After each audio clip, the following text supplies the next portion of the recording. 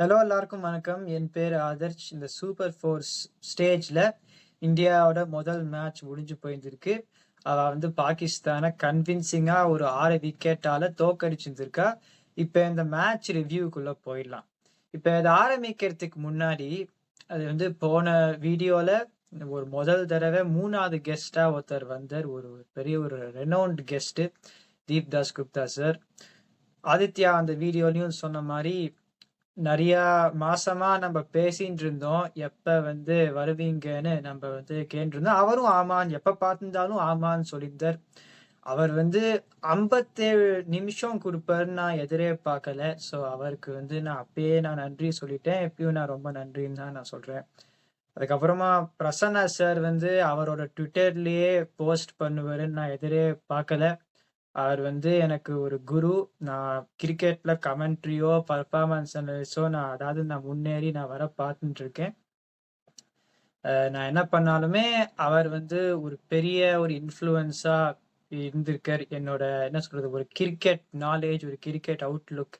So I am indebted to him for what he has done thus far. அவர் பேரை எழுதி well done Adarshan சொல்லுவார் நான் எதிரே பார்க்கல. So I'm very thankful to him. இந்த சிபிஎல் ஃபைனல் இப்போ ஆரம்பிக்க போகிறது.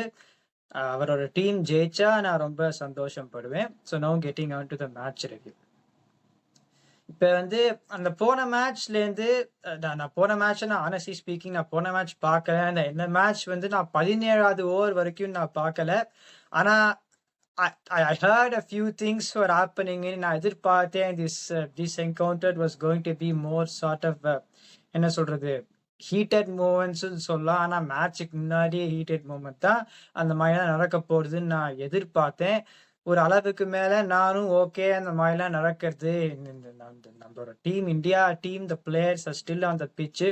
அவளை சப்போர்ட் பண்றதுக்காக நம்ம இந்த மேட்சை பார்க்கணும்னு நான் உட்காந்து பார்த்தேன். இந்தியா கன்வின்சிங்கா அந்த மேட்சை ஜெயிச்சுட்டா. இப்ப நான் போன வீடியோ நான் என்ன பாயிண்ட்ஸ் டிஸ்கஸ் பண்ணேனோ நான் இந்த வீடியோலுமே அந்த பாயிண்ட்டை டிஸ்கஸ் பண்ணதான் நான் போறேன். இப்ப இந்தியா சூரியகுமார் யாதவ் டாஸ் ஜெயிச்சு பவுலிங் போட்டார். இந்த கிரவுண்ட் ஒரு சேசிங் வென்யூ. போன மேட்சும் இந்தியா அப்படிதான் ஜெயிச்சா. So I thought it was the correct decision. அப்புறமா இப்ப ஃபக்கர் ஜமான் டிஸ்மிசல் நிறைய பேர் சொல்றா கான்ட்ரவர்ஷியல்னு. அவரோட ஸ்டாண்ட் பாயிண்ட்ல இருந்து அவர் 15/9 அடிச்சு விளையாடிட்டு இருந்தார். அவர் ஓப்பனிங் இன் பொசிஷன் விளையாடினார். சயீம் அயூபே ஓப்பனிங் பேட்ஸ்மேன் தான். ஆனா ஃபக்கர் ஜமான் இத்தனை நாளா நம்பர் 3-4 அவுட் ஆஃப் பொசிஷனா விளையாடிட்டு இருந்திருக்கார்.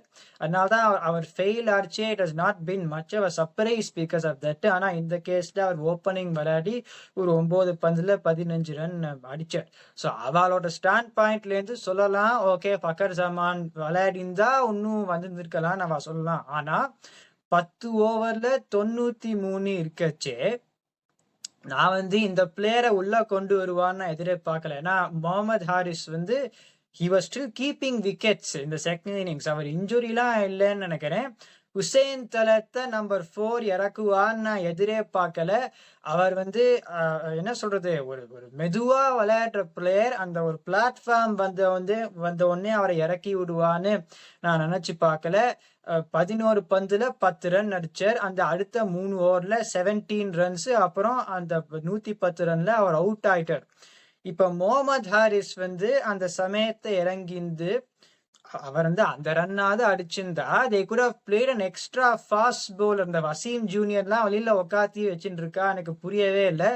ஸோ இந்தியா கிட்ட இந்த மாதிரி ஒரு ஸ்பின் டாமினேட்டட் அட்டாக் நம்ம போன மேட்சும் பார்த்தோம், இந்த மேட்சும் பார்க்கறோம். ஒரு 170 எனக்கு பொறுத்த வரைக்கும் டிஸ்பைட் ஃபக்கர் ஜமான் டிஸ்மிஸ்ன்னு சொல்லலாம், 170 இஸ் அ குட் ஸ்கோர். வேற எந்த டீமா இருந்தாலும் ஒரு பெட்டர் பவுலிங் அட்டாக்கா இருந்திருந்தா ஒரு ஃபைட் கொடுத்துருப்பா. 2வது ஓவர் சயீம் அயூப் முதல்ல already over is gone for at least ஒரு 9-10 ரன் போயிருந்ததுன்னு நினைக்கிறேன். 2வது over Saim Ayub against very good players of spin. அங்கேயே you got no chance to defend 170. அப்படியே மெதிச்சுட்டே போய் அடிச்சா. இப்போ அபிஷேக் சர்மா விளையாடின நாக்கு பார்த்தோம். From the first ball he was என்ன சொல்றது, அப் ஃபார் த சேலஞ்ச். ஒரு நான்ஷலான்ஸ் மாதிரி தெரிஞ்சிருது the way he was going about it. இப்போ சுப்மான் கில் அபிஷேக் சர்மா ஃபேண்டாஸ்டிக்கா விளையாடினார் நான் சொல்றேன். ஆனா 2 பேரையுமே வித்தியாசம்னு பார்த்தோம்னா பேட்டிங் இறங்கறச்சே சுப்மான் கில்லோட மூஞ்சில கொஞ்சம் ஒரு ஸ்ட்ரெஸ் மாதிரி தெரிஞ்சுது. சைம் அயூப் வந்து அந்த 2வது ஓவர் போடுறச்சே டவுன் த லெக் சைட் போட்டு காட் 4 த்ரூ ஃபைன் லெக். அதுக்கப்புறமா ஒரு ஷார்ட் ஒன் போட்டு த்ரூ எக்ஸ்ட்ரா கவர் ஒரு பவுண்டரி. அதுக்கப்புறமா தான் சுப்மான் கில் வந்து started to get into his groove. இது வந்து என்ன சொல்றது, just shows that okay India Pakistan விளையாட போறான்னு அந்த முடிவு வந்திருக்கு. பட் இது கிரிக்கெட்டுக்கு வெளியிலேயே இது ஒரு ஒரு மிகப்பெரிய ஒரு ஸ்ட்ரெஸ். ஒரு பிளேயர் இந்த என்கவுண்டர்ல வந்து நன்னா பண்ணாட்டாலும் it is because it is the pressure that he experiences is completely beyond what it is. என்ன சொல்றது, இந்த கிரிக்கெட்டிங் லேண்ட்ஸ்கேப். அதனால்தான் நான் வந்து ஒரு பிளேயர் சீக்கிரமா அவுட் ஆயிருந்தாலுமே நான் குறைய சொல்லியிருக்க மாட்டேன். இப்ப சூரியகுமார் சீக்கிரமா அவுட் ஆயிட்டார். But the kind of pressure that this match is compared to the other matches, and I think unfairly so. என்ன சொல்றது, இந்தியா வந்து இதுக்கு மேல பணிந்திருக்க முடியாது. ஒரு ஃபென்டாஸ்டிக்கா விளையாடினா once again the gulf between the 2 teams is showcased. So நான் போன மேட்ச்ல நான் போன வீடியோல நான் சொன்ன மாதிரி நானும் தீப் சாரும் பேசிட்டு இருந்தோம். அது எப்படி இருந்ததுன்னா, இப்ப சிவம் தூபே இன்னைக்கு 2 for 33 in 4 எல்லாருமே ஓகே ஒரு அளவுக்கு மேட்சை மாத்தினருன்னு சொல்லலாம். நான் என்ன சொல்றேன்னா, ஹர்ஷ்தீப் சிங் விளையாடிந்தா அந்த 2 for 33 in 4 எனக்கு பொறுத்த வரைக்கும் அந்த அளவுக்காக அவர் போட்டிருந்திருப்பார். அப்படி போட்டிருந்தா Pakistan would have got less than what they got. So அந்த மாதிரி கேஸ் இருந்ததுன்னா சில பேர் சொல்லலாம் 1 less பேட்ஸ்மேன் சொல்லலாம், அந்த 170 ரன்னே வந்திருக்காது. ஸோ அதனாலதான் நான் Harshdeep Singh should play ahead of Shivam துபேன்னு சொன்னேன். ஏன்னா அக்ஷர் பட்டேல் வந்து இன்னைக்கு 1 ஓவர் தான் போட்டார். பும்ரா வந்து பவர் பிளேலயே 3 ஓவர் போட்டுடுறா. இப்ப அப்படி தெரியாது. இப்ப ஒரு டெல்லி மாதிரி ஒரு வென்யூ ஸ்பின்னருக்கு அவ்வளோ எடுக்காத வென்யூல வந்து ஒரு ஸ்பின் ஹெவியா போய் ஒரு ஃபாஸ்ட் பவுலர் கம்மியா போனா பும்ரா 3 ஓவர் பவர் பிளேல போட்டா ஒண்ணுமே பண்ண முடியாது. ஒரு ஜாஷ் இங்கிலீஷுக்கு மாட்டித்துனா ஒண்ணுமே பண்ண முடியாது. அந்த சமயத்துல you have to rely on the spinners to sort of hold their nerve. எவ்வளோ வருண் சக்கரவர்த்தி, குல்தீப் யாதவ் எவ்வளோ விதம் இருந்தாலும் ஒரு அளவுக்கு மேல ஒரு டெல்லி மாதிரியான ஒரு tracker, you want to expect them to run through the opponent when Bumrah has bowled 3 overs in the power playனா சொல்ல முடியாது. அதனாலதான் ஹர்ஷ்தீப் சிங் விளையாடியே ஆனும். ஹர்திக் பாண்டியா, ஹர்ஷ்தீப் சிங், ஒருவேளை 1 ஓவர் அக்ஷர் பட்டேல் சக்கரவர்த்தி, 1 ஓவர் பும்ரானா நடுவுல சக்கரவர்த்தி, பும்ரா, குல்தீப் யாதவ் வச்சு இடிக்கலாம். அதை விட்டுட்டு இந்தியாவோட பெஸ்ட் வெப்பனை போய் பவர் பிளேல வேஸ்ட் பண்ணா பவர் பிளேல அவரை பார்த்துதான் விளையாடுவா. எப்ப பும்ரா இம்பாக்ட்ஃபுல்லா இருப்பார்னா அந்த அடிக்கிற சமயத்துல வந்து பும்ரா வந்து ஒரு குவைட் ஓவர் போடுவார். whether it be in the middle overs or the death overs. அப்புறம் நிறைய பேருக்கு சக்கரவர்த்தி, குல்தீப் யாதவ்லாம் எந்த பக்கம் பந்து போகுதுன்னே சொல்ல தெரியாது. அதனாலதான் you got those 3 in the middle overs along with Harshdeep Singh. இப்ப சிவம் தூபே பண்ற பர்ஃபார்மன்ஸ் வித் த பால் வந்து ஹர்ஷ்தீப் சிங் பண்ணியிருந்திருப்பார். இன்னைக்கு சிவம் தூபே இன்னைக்கே ஒரு 170 chase, which was a good score. Any team would have given a better fight than Pakistan today. ஆனா சிவன் தூபே, அக்ஷர் பட்டேல் 2 பேருமே பேட்டிங்கே இறங்கல. ஹர்திக் பாண்டியாவே கடைசியில தான் இறங்கினர். அந்த கேஸ்ல இந்தியா ஷுட் பி, நான் எல்லா ஃபார்மேட்லயுமே அப்படி சொல்றேன், இந்த பேட்டிங் டெப்த் வந்து இந்தியாவுக்கு இருக்கிற பேட்டிங்க்கு தேவையே கிடையாது. பவுலிங் டெப்த்ன்னு போட்டா இங்கிலாந்துல சீரீஸ் ஜெயிச்சிருப்பா. இந்த T20 world cup Harshdeep Singh விளையாடுனா எனக்கு பொறுத்த வரைக்கும் T20 வேர்ல்ட் கப் இந்தியா ஜெயிப்பா. So that is on them. So அது ஒண்டிதான் பேஸ்ட் அந்த என்ன சொல்றது, what I think they should do. இது தீப் சாரும் நானும் பேசிட்டு இருக்கிறச்சே அவர் என்ன சொன்னார்னா, there is no right or wrong way to do things. சில பேர் இப்படி யோசிப்பா, ஒரு பேட்ஸ்மேனா யோசிப்பா, ஒரு பவுலரா யோசிப்பா. இப்போ நான் வந்து I am not someone who is much of a risk taking character. இப்போ நான் வந்து ஒரு விஷயத்த வந்து சரியா பண்ணா, இப்போ ஹர்ஷ்தீப் சிங் விளையாடுனா எனக்கு பொறுத்த வரைக்கும் எல்லா மேட்ச்மே சம் கேம் அஷூரன்ஸ். இப்போ சிவம் தூபே விளையாடுனா அந்த நம்பர் 8 சுச்சுவேஷன்ல வந்தா ஹி மே பேல் யூ அவுட் ஆஃப் ட்ரபிள். இந்த மாதிரி ரொம்ப if you are on the back foot, Shivam Dube can maybe pick up a wicket and the match can go to your side.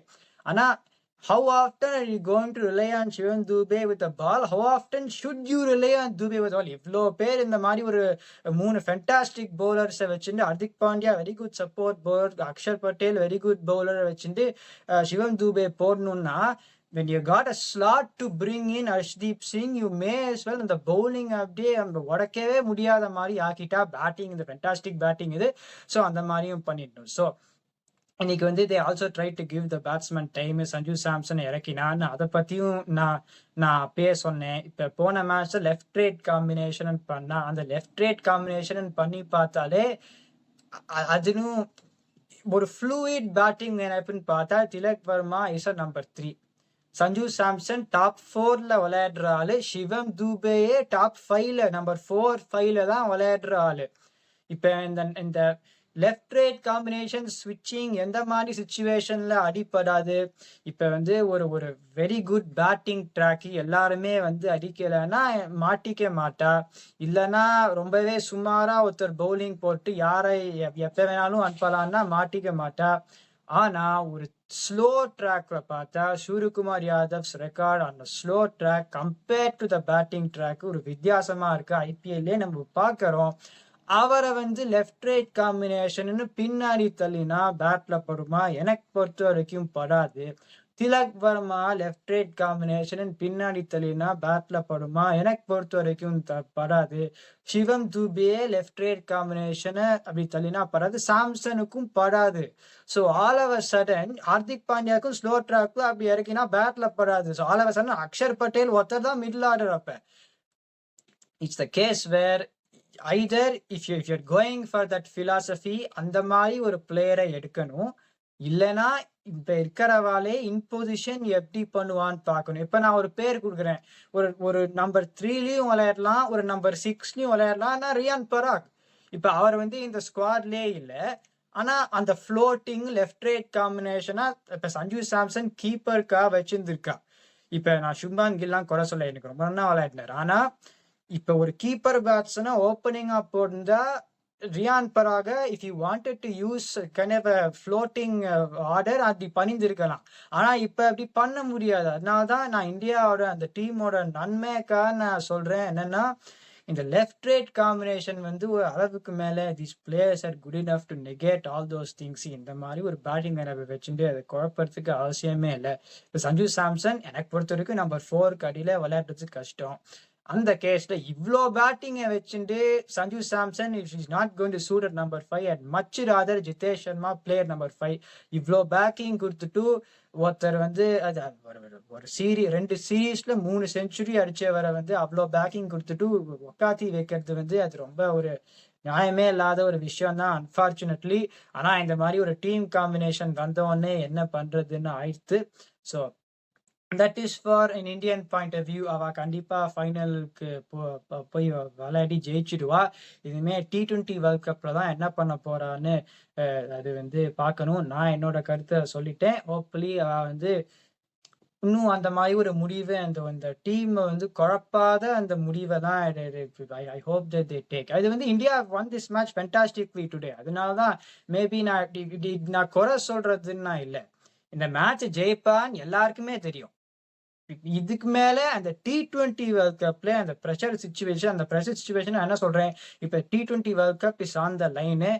In a cricketing way if someone test you how are you going to ரெஸ்பாண்ட்னு பார்த்தா அதனாலதான் நான் ஒரு சில இது சொல்றேன். Hopefully they can take it and I am sure that if they take that into consideration India will win the T20 world cup. என்ன பார்க்கலாம். இந்த வீடியோ என்ஜாய் பண்ணீங்கன்னா லைக் பண்ணுங்க. இருக்கிற ஃப்ரெண்ட் மை ஒப்பீனியன்.